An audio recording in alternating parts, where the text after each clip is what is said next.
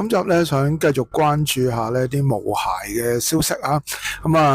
第一單咧就係講翻啦，元朗隻大狗啦，咬死咗兩隻細狗，咁佢個狗主而家點樣呢？咁啊上咗庭啦，咁我哋都報道下。另外咧就發生一單咧都比較駭人嘅事件，就係另一隻大狗咧喺一個狗場嘅狗酒店咧就唔知咩原因啦，就唔肯入籠啦，初步知道。咁咧就係喺 CCTV 見到佢就咬嗰個場主，咁啊個場主就不幸離世。咁兩單咧我哋都睇下會唔會影響到咧呢啲喺香港嘅毛孩生活啊，或者對啲狗主嘅睇法，或者對啲冇咁中意狗嘅人嚟講咧有冇影響？我哋一齊睇下。咁咧屯門裁判法院咧就啱啱處理咗咧元朗 YOHO 咧兩隻小狗俾大狗咬死嘅事件。咁呢隻大狗就叫拉里啦。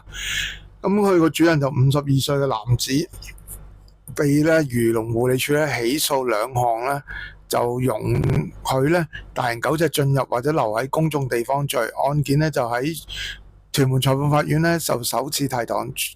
咁啊，處理主任裁判官咧鄧兆雄應控方嘅申請咧，將件案咧押後到10月29日再訊。咁啊，呢個狗主咧就獲准咧3000蚊保釋，期間要遵守一系列嘅保釋條件，包括唔可以離開香港，同埋唔可以接觸控方證人。咁啊，唔好理個狗主住啦，個狗主就始終處理失當啦。咁啊，隻狗啦，隻大狗拉里而家情況咧，漁農護理署咧，自然護理署就話咧，隻狗就仲喺個動物中心接受觀察，同埋得到妥善嘅保護，咁大家咧唔需要擔心住嚇。咁啊，而家仲要評估隻狗嘅性情同埋健康狀況，衡量各種方法。咁啊，暫時唔會人道處理。咁啊，個狗主咧就叫伍瑞庭，52歲。咁啊，分別咧控告佢喺2026年7月10同埋8月17日，分別容許一隻咧大型狗隻，即係剛才講嗰隻叫做拉里嘅狗啦嚇，喺沒有即係一隻咧雄性嘅黃色混種狗喺冇一條長度不超過2米嘅狗帶妥善地牽引下進入或者留喺咧新界元朗嘅 YOHO Mall 3期地下對出嘅公眾地方，同埋新界元朗原點戶外廣場嘅公眾地方。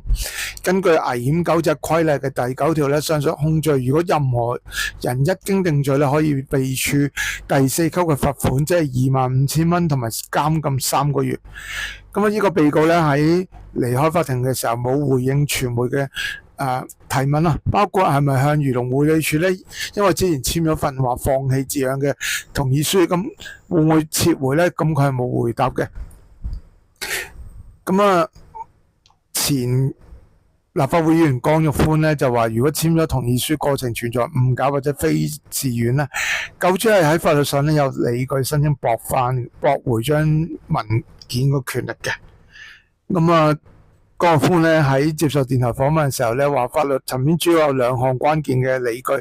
首先咧就係漁農護理署人員當時就係通知話會處理，而未通知咧個處理方法係可能係人道毀滅，導致狗主有錯誤理解。其次咧，呢個狗主係咪當時咧並非自願？咁如果並非自願嘅咧，就有機會去推翻。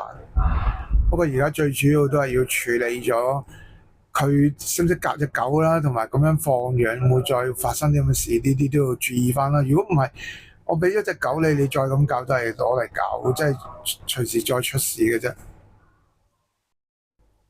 本身呢隻拉里咧已經係咬死咗2隻動物，但係有兩方陣營咧，一方面咧就話呢隻狗都係好乖嘅，咁另一方即係如果適當教導咧就唔會咬人，但係另一方面咧就話呢啲係混種嘅狀況咧，始終係一啲危險性嘅。咁就我偏向係覺得危險性啲，因為狗其實每一隻狗咧，你話會純咧，咁但係其實佢都有個即係本性啊嘛。咁所以嚟講咧，都有一定危險性啫。咁當然啦，你識教處理得好就咩啦。但係如果你話喂太大型嘅狗危害到其他市民嘅，咁當然要注意啦。咁啊原本咧都係50-50，即係大家都係爭拗緊嘅。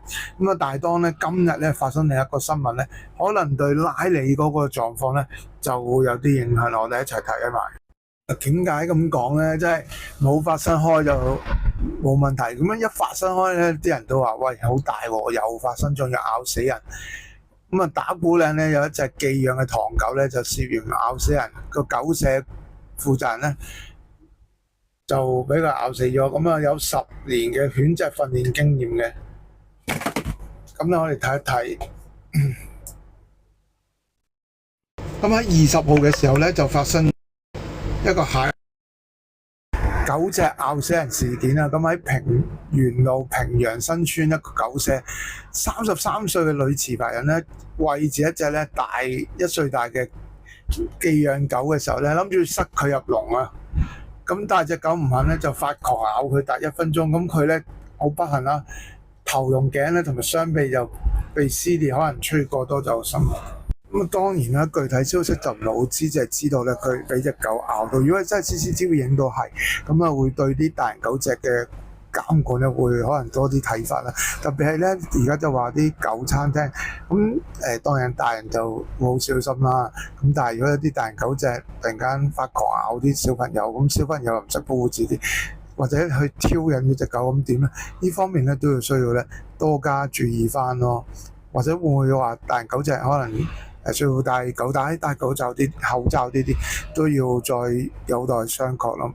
咁啊，當然啦，狗係即係我哋最好伴侶，但係都要小心去管教佢哋啦。咁啊，呢集咧講到呢度，下條片再同大家傾過，拜拜。